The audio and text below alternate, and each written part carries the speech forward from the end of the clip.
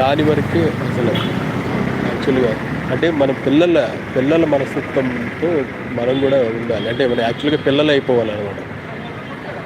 ఆ పిల్లలు ఎలా ప్రవర్తిస్తారో అలా మనం గాని ఉండగలిగితే చాలా సంతోషం. చూడండి, వాళ్ళు ఎప్పుడైనా చిన్న తప్పు చేసినా మనం కొడతాం. కొట్టినప్పుడు ఆ కొట్టిన కొంతసేపే వాళ్ళకి మన మీద కోపం ఉంటుంది, లేదంటే ఏడుస్తారు, ఏదో ఒకటి చేస్తారు. దాని తర్వాత మళ్ళీ వాళ్ళు ఇంకొక 5-10 నిమిషాల్లోనో లేదా అరగంటలోనో వాళ్ళు మళ్ళీ మామూలు స్థితికి వచ్చేస్తారు. వాళ్ళ పాటికి వాళ్ళు ఆడుకోవడం చేయడం చేస్తారు, కానీ వాళ్ళు ఏ విషయాన్ని క్యారీ చేయరు.